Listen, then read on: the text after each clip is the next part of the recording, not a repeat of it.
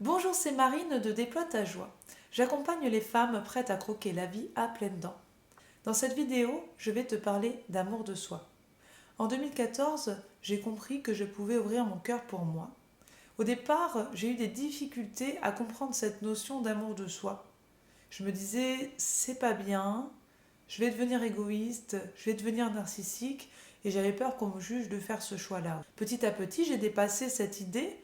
J'ai compris que l'amour de soi, c'était quelque chose de très sain pour pouvoir s'épanouir et déployer sa joie. Et j'ai cheminé à l'intérieur petit à petit pour me remplir d'amour pour moi. En séance découverte, les femmes que je rencontre sont sur un chemin spirituel, un chemin de développement personnel. Elles ont donc déjà entendu parler d'amour de soi.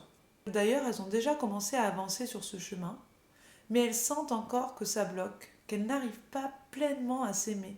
Elles sentent qu'il y a des choses comme ça qui les retiennent et elles ne savent pas pourquoi.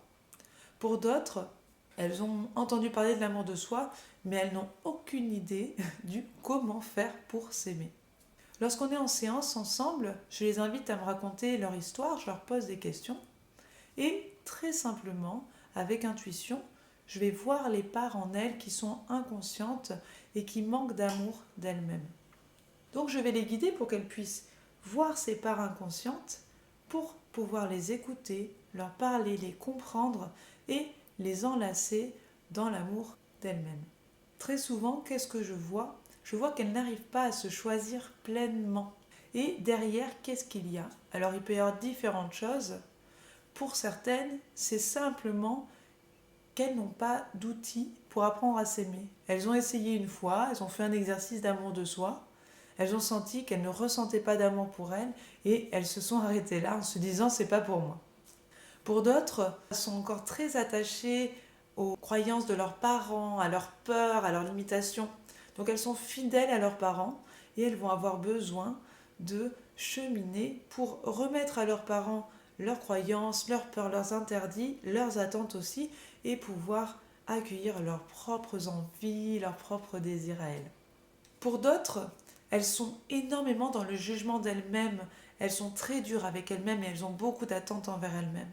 À l'intérieur d'elles, c'est comme si elles avaient une voix qui constamment les pointait du doigt comme ça, les surveillait, leur disait c'est pas bien, tu peux faire mieux, qu'est-ce que tu fais, ah c'est nul, bouh. Et elles ne savent pas comment accueillir cette voix, comment arriver à comprendre déjà cette voix, pourquoi elle est là, pourquoi elle est comme ça, et comment amener une voix plus douce, une voix qui va encourager. C'est super, mais oui, t'en es là, c'est génial. Oui, mais là, tu n'y arrives pas, mais ok, on accueille, je t'aime comme ça. Il y a vraiment un cheminement à faire comme ça. Déjà, dans un accompagnement, on peut faire beaucoup et apaiser tout ça. Pour d'autres encore, il y a une fusion, une relation fusionnelle avec une autre personne. Ça peut être le partenaire, ça peut être la mère, les amis. Et alors elles n'arrivent pas à se choisir pleinement parce que tout simplement elles ne savent pas où elles sont. Elles se confondent dans la relation avec cette autre personne, donc elles ne peuvent pas entendre leurs besoins, leurs envies, leurs limites, leurs oui comme leurs non. Elles ne les entendent pas. Donc là c'est pareil, elles vont avoir besoin de faire un cheminement pour pouvoir prendre leur place au sein de la relation, ne plus se confondre avec l'autre personne et affirmer leurs envies, leurs désirs, ce qu'elles ne veulent pas non plus. Il y a des peurs derrière par rapport à ça. Des peurs, de la peur de perdre l'autre. Si on dit non, si on n'est pas d'accord, si on veut autre chose. Donc tout ça, c'est à apaiser. Pourquoi c'est important d'apprendre à s'aimer ?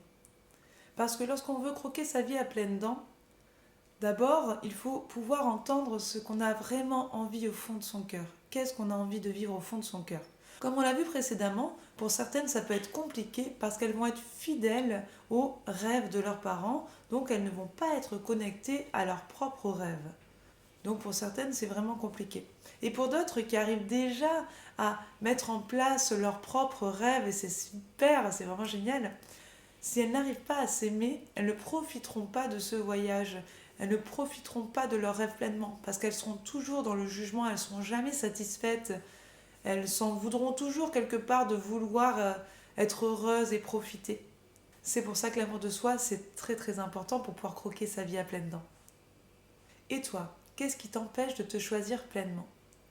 Est-ce que tu te reconnais davantage dans le fait que tu as des notions sur l'amour de soi mais tu ne sais pas comment apprendre à t'aimer?